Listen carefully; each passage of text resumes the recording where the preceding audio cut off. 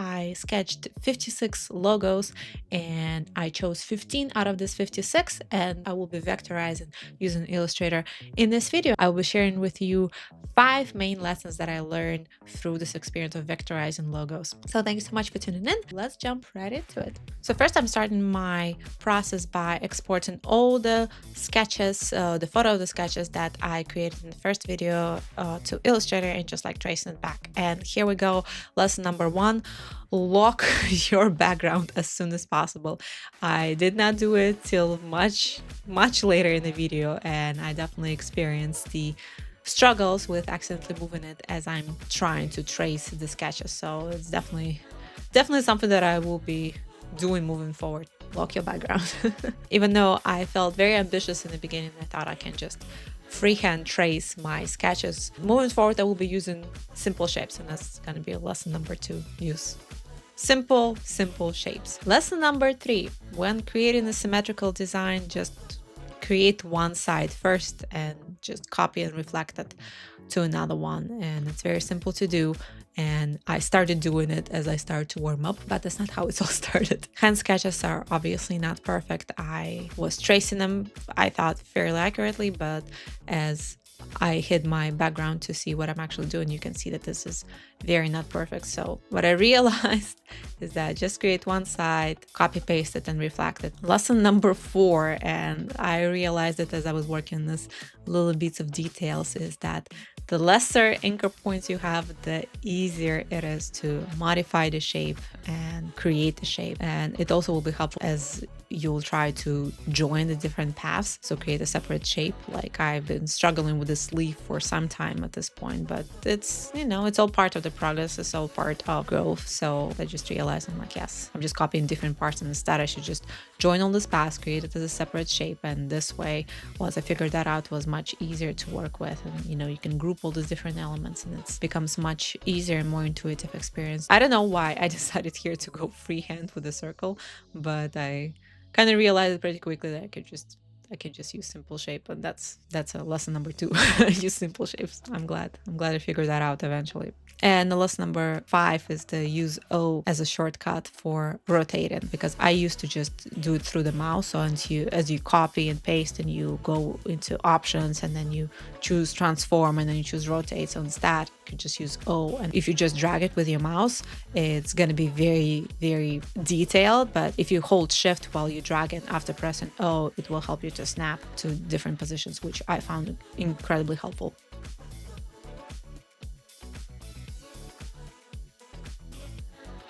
And you can see it's a lot of tweaking, it's a lot of deleting, removing, and redoing. But the more I do it, the more it kind of becomes less frustrating, I would say. But it definitely forced me to like find better shortcuts and better systems how to move forward. And my background is still not locked, which is which is shocking. But I think now it is. Okay, great. Only took me a little bit to figure that out.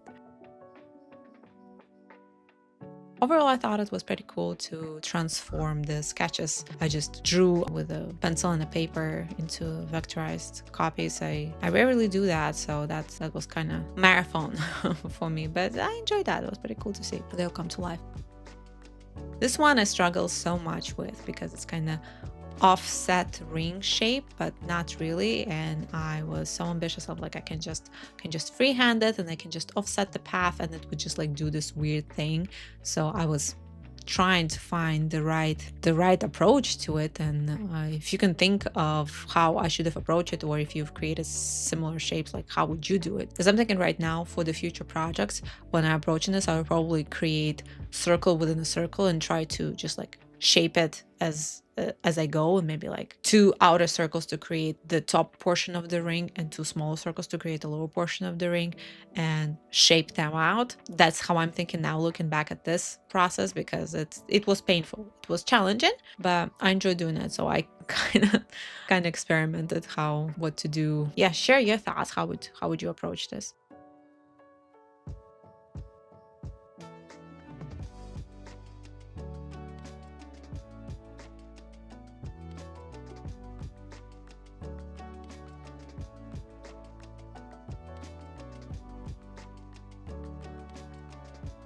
And also, I find it interesting when sketching the logo, you don't necessarily think about certain details, how to finish this. So for example, in this particular one, the leaf itself, like how does it end?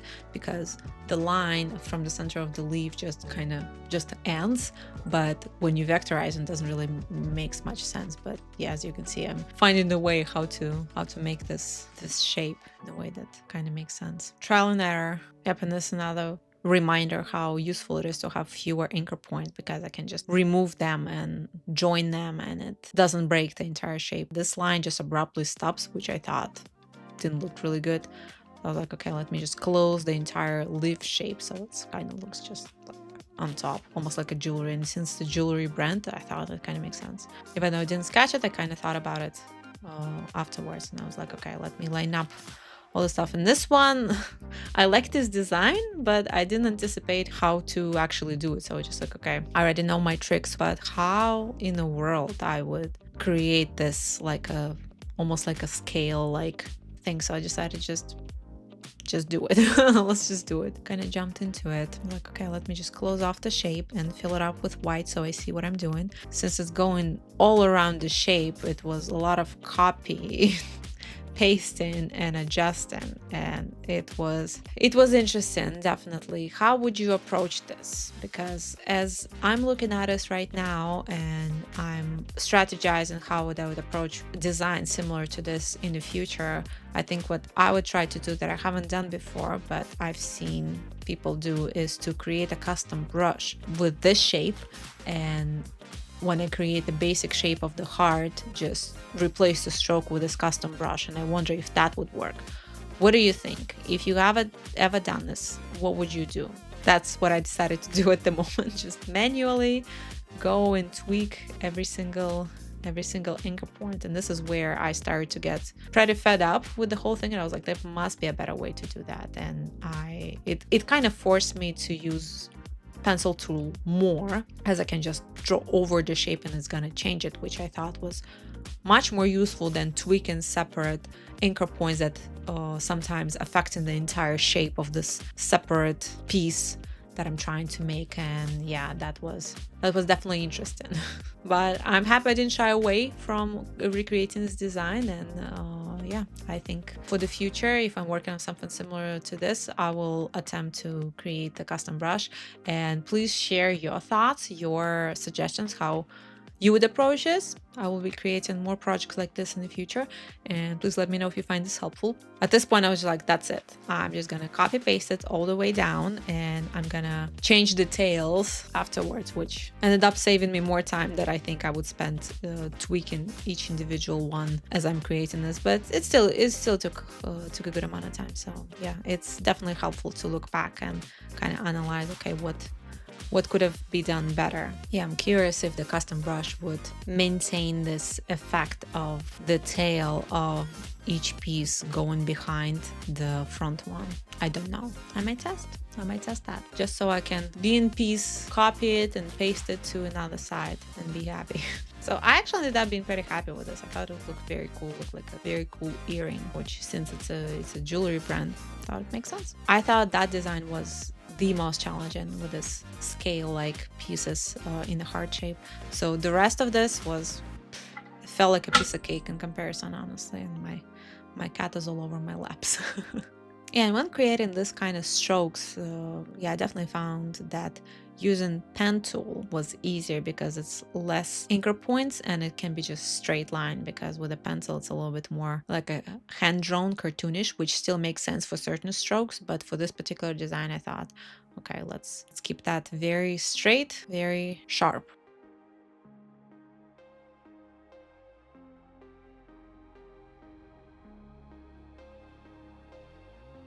Kind of trying to align them properly, and I was like, oh, that's a cute little star in the center too. I didn't plan on it, but it was a nice surprise.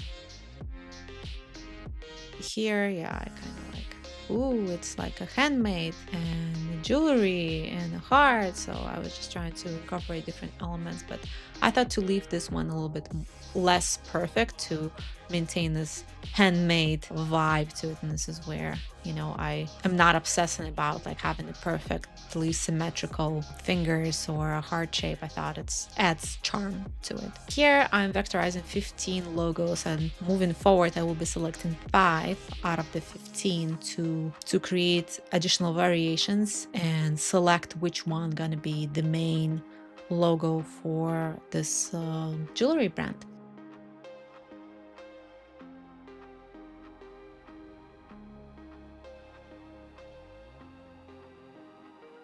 Yeah, in this design as well, I wanted to leave this handmade charm and make the elements of these flowers in the corners not perfect. So it has this like hand-drawn vibe to it, which I thought looked very cool. And I'm just resizing them so they all look, that's the beauty of vectorizing. Yeah, as you can see, I'm just like tweaking, okay, what would make sense, how to offset these paths in a way that it works for me. And I'm kind of figuring out as I go.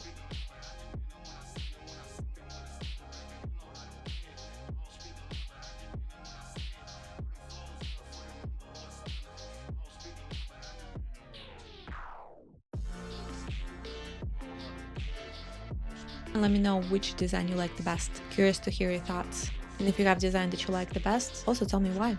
Why is that? What do you like about it?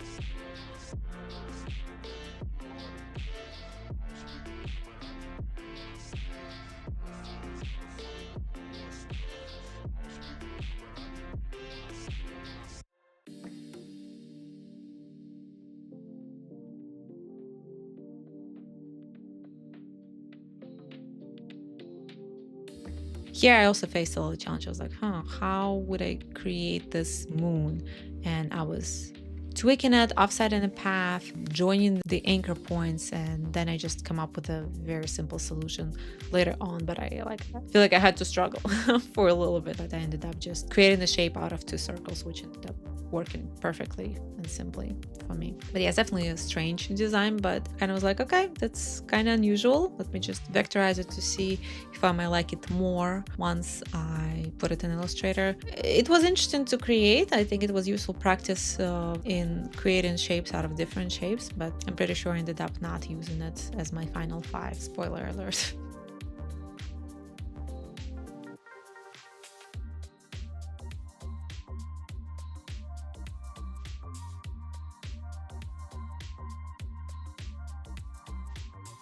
Oh no, why would I create another design similar to that one? But I really like it. It looks pretty cool. So now it has this vibe as a luxury.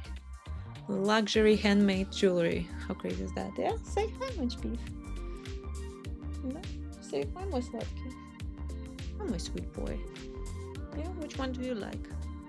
Do you like this one? You don't care. No, you don't care. Like I like the one that looks like cat food, smells like cat food, and I can eat like cat food. That's the one I like the most.